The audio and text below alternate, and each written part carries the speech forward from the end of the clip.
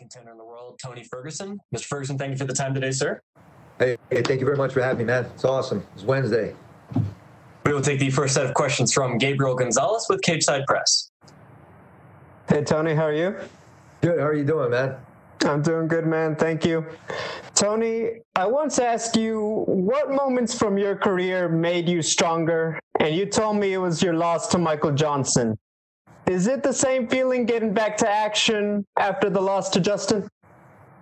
Say that question one more time.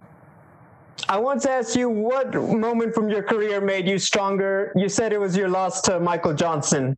Is it the same feeling now coming back after the fight with Justin? No, getting visits from the randomest people saying you better do your shit.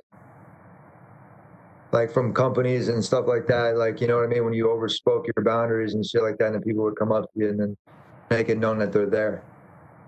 When that happened, I won't drop names, I took advantage of everything, and I basically said that for the last 8 years, I just paid attention and just kept my mouth shut and just let everybody just go on their way. Just kind of judge me and just paint me in the picture the way that they did. From Topgolf all the way through on different things, from threats to my family, self, never stopped me. An integral kind of way that I approach everything, I don't get two fucks. Got to the point where my effort and my consistency with my company, I've shown from the way I bleed to the way I go out and represent myself and how I come. I've made so much noise that even the president's paying. I've gotten targeted from people, paradigm all the way through to everything, and I've gotten word from people that have supported others and saying, like, yes, you were targeted. Nobody spoke up. You know what that does to a guy? Got a whole bunch of bullshit that my life has made me who I am today. Where I am in my life right now, gotten to the point where I feel completely naked. I've opened my doors, I've opened my windows, and I've allowed myself to be open to the world. That way people can see. Everybody's going to paint me in that picture of how they always wanted to do. But for those 8 years, it was a facade. I was to see who was really connected. For the people that have my back to see overview. This is where we're at today. I have UFC 256 on the co-main event. Nobody spoke up for me to get a title fight, a 12-fight win streak. Years in the making. What did I do wrong? What did I do wrong? Step on somebody's toes? Did I speak up for myself? I was so bad, right? This is funny to me. This is funny to my family. I come from a background too where humility been instilled into me. Grew up around my pops, around people with autism, Down syndrome, and guys that thought they were fucking 12 years old that were really. Grew up around that. I've always situated myself around people that were always were hurting. I don't know why I do it, but it happens naturally. The hoopla and the media and everything and all. Never have I said it once. The media wants to run with stupid shit and they want to say, but you know what? I'm represent my country. Doesn't even have a name. I felt the same lot. Fucking Motley Crue, but make it work. Done as I've earned my way to victory now. John Shelby saying, person that comes through your academy and that works and trains with you can give him a shot in the UFC. Thick and thin through everything I've ever been with my company. Something to show about. Especially during COVID times when people stayed. It happened with, and man, tough and the love that I have for the sport and the passion that, buddy, respect you to him. Well, there's still juice left. Coming this weekend, UFC 256. You guys are gonna see not a new name, metaphors and similes. Go out there and just represent. I'm rid of all the toxicity, of energy that stow it on me. Integrity and God, my witness. We'll go out there and I'll.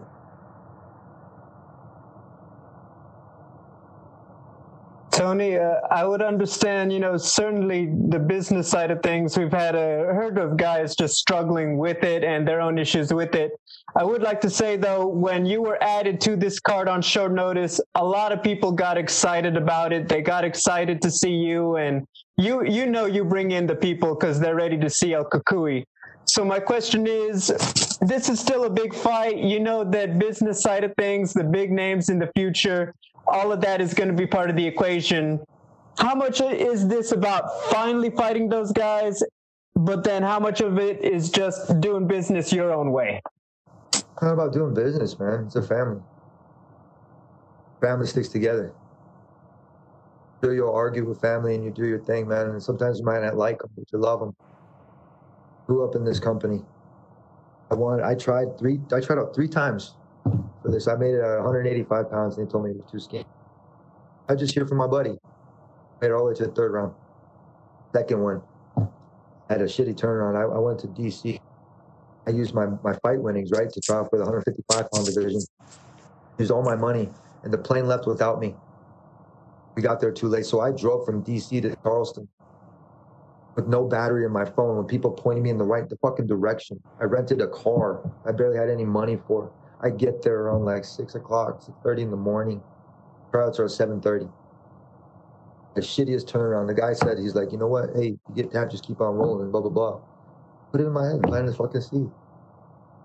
Went out there and I looked like shit. Went to the bar and I fucking started drinking. Shittiest fucking moment, man. So all my fault. I felt like it. I was like, why am I doing this? Go for the 3rd tryout, right? I was like, you know what? I would break my hand. No insurance. Nobody understands how fucking tough it is to make it in this industry. That 3rd time that I tried out, I said to myself, and Chuck Liddell was one of my guys, Troy Brown, one of my guys that really heart managed me, Mark Parra over at House of Champions. They basically told me, and they said, you know what, Tony? Reassured me that I could do it. I went out there and I took it like it was a job, like how I am right now, being by you guys. Did a 1-page, put all my accolades on it, and I didn't make it so it was always. And I did copies of my All-State papers, my All-American papers, and my papers, and my certificates of merit, over like just whatever it was. I could put it in there and be like, here. And then Troy ended up making me a DVD. Put some song on it, and it was Eminem. It was I'm Not Afraid. Be Not Afraid. Went out there and I did that, and I told him, you have to take me. This is everything that I have worked for. You have to take me. I put it on the fucking table after I went through the trials. The 1st round, I went flying colors. The 2nd round, I did it too. As soon as I started hitting the pads, everybody went, the same way that happens when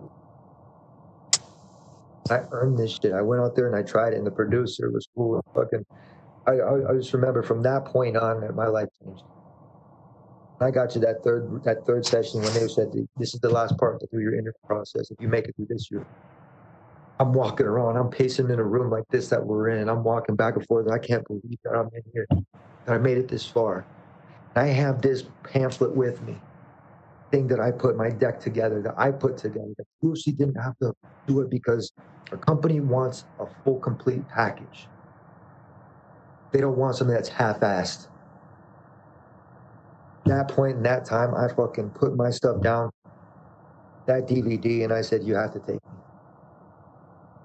Fucking went through the paper with them. I put accolade after point. Reference after reference. My references go far beyond what you... Even Gable is one of the guys that is one of my mentors that I work with. I'm getting grandfathered in the wrestling community. At wrestling match, Adam Dummy, all these different things. It's an incredible thing because I've never, all the stuff that I went through, but I gave a complete, everybody always wants things done for them. They're not willing to put in that extra work. When I saw the opportunity arise from the pandemic to make weight when nobody was making weight at ESPN and nothing was going on in sports, I took it upon myself to make that weight because there was nothing going on. I thought, you know what, for one instance, people could fucking actually pay attention and look at something. I jock my style. For the one time in my life, nobody could have ever fucking copied me. Thankful I did it.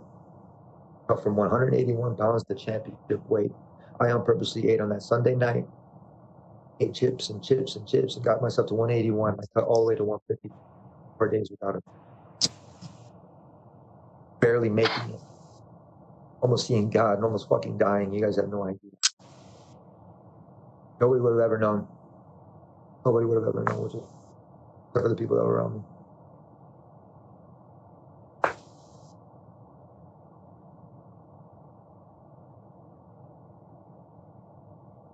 Well, I understand, Tony, and I appreciate your time. Thank you. We will take the next set of questions from Mojang Wu with Hupu Sport.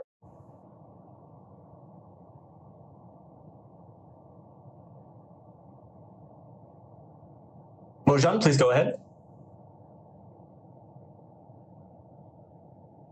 Okay, we will move on. We will take our next set of questions from Danny Segura. Hey, Tony, we heard that previously the UFC was trying to book you with Michael Chandler, and Chandler seemed to be interested in the fight. You didn't want to fight him. You accepted the fight with Oliveira, though. Can you... Whoa, motherfucker, check this out. Mm-hmm. UFC said that Chandler had a fight, and then Chandler said that he didn't have a fight. Somewhere along the line, somebody was fucking lying. I'm sitting here telling you, get your fucking facts straight. That's why I'm asking. No, that's why you're not asking. You're asking the wrong question. You're asking other people. Oliveira is the only game opponent that wanted to fight. Doesn't want to fight. Poirier doesn't want to fight. McNuggets ran and Tiramisu's gone. Got these assholes that were going to fucking like put this guy's over top of me and then want to move me back down to number 5. It happened before.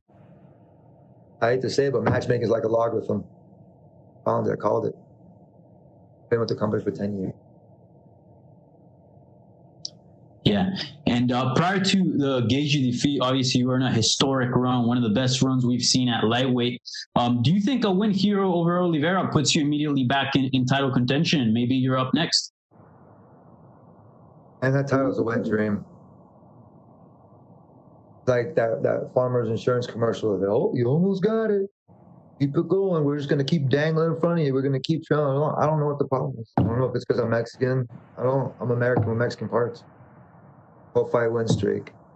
8 years in the making before women's sports were even in. Honor was on welfare. Henry Cejudo won the fucking youth again. All these different things, and I still didn't earn a title shot. But I'm still sitting here saying, fuck the free world. Just like Eminem, right? Most naked I've ever been my whole entire life. Still here, man, and I'm still waiting. I got the belt in my room. Go after another belt, but how much greed is that? I got an Ultimate Fighter trophy. I got a Fighter's Award only trophy. I got a UFC belt. I got medals, and I'm Lord of the Rings with all my championship rings. How much greed can you want? Like, you want to be like Khabib and hold on to it? You're just being an asshole. To me. Yeah. Other fighters that deserve it. Got Chandler that's coming in and butting the way, but look at, now he's cutting.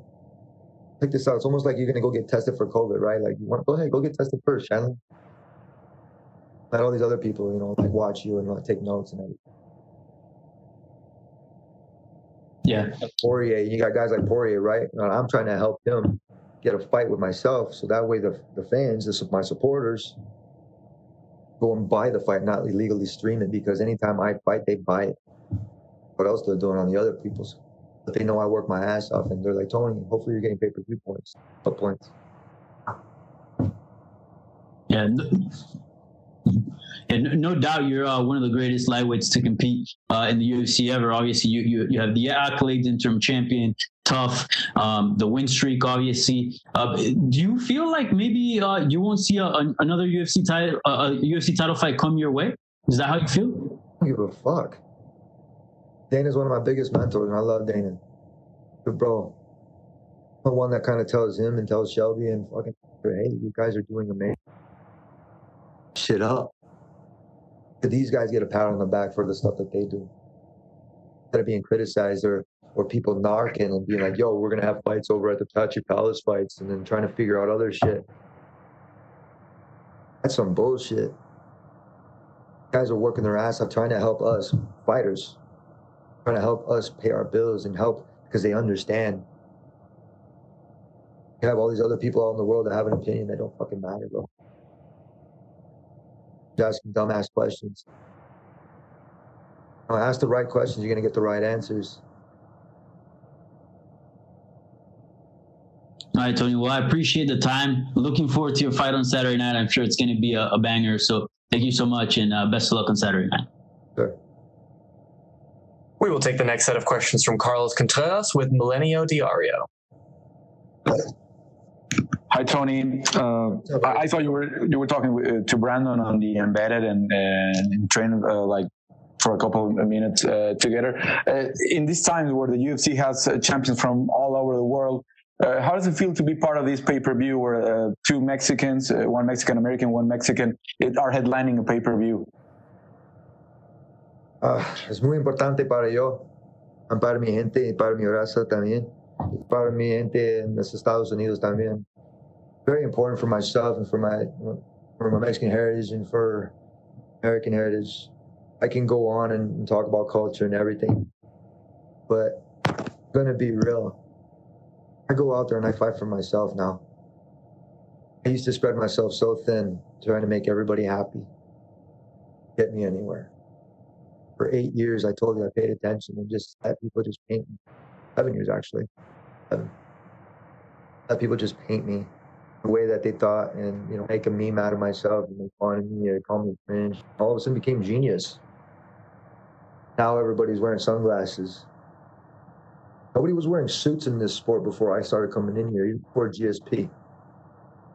Now, Stitch Duran even told me, he was like, you're the best sharpknife fighter I've ever fought. I'm going to call you the GQ killer. That was house. Sunglasses, suits, the term casuals and hardcore. I can go on and on for days, but the point of the matter is I'm not here for me and my close circle, which is my family, my faith, my family, my friends. The UFC, right? I'm the CSO of the UFC. CSO means Chief Security Officer. It happens. If you need something done, count on me. Reliable. Go out there and I make it happen. Name another motherfucker that's out there that's in the top 5 that does that shit. Top 15 or top 30. You got to go lower in the bracket to have fighters that are like that are barely making it, to have that attitude. For all these top 15, top 10, top 5 guys, they float around too much.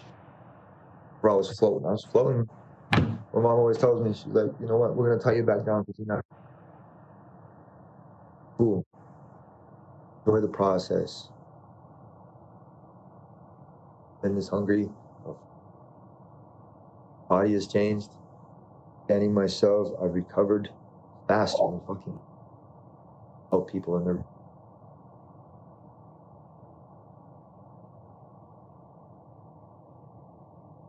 I know what you said about your close circle is the ones are that living the struggle with you of these training camps and cutting weight and everything. But at the end, I think everyone's going to look at Tony Ferguson like really close to this Mexican-American champion like Henry Cejudo, like Tito Ortiz, like Cain Velasquez. Where would you rank yourself at this point among these Mexican-American champions that the UFC already had? Not on their level. Not on anybody's level. Or try to compare myself to anybody that's like me. Or that's the same color. Say I'm better than them.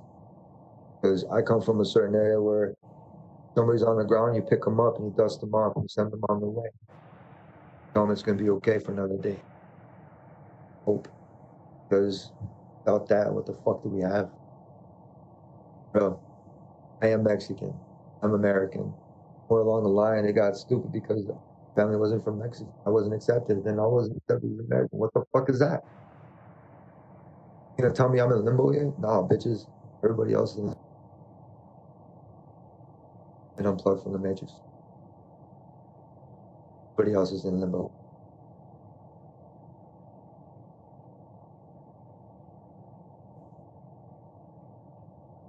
Tony, thank you very much, and hope we see a great fight again from you on Saturday. Thank you so much, Tony. That is all the time we had for you, sir. We appreciate it. Excellent.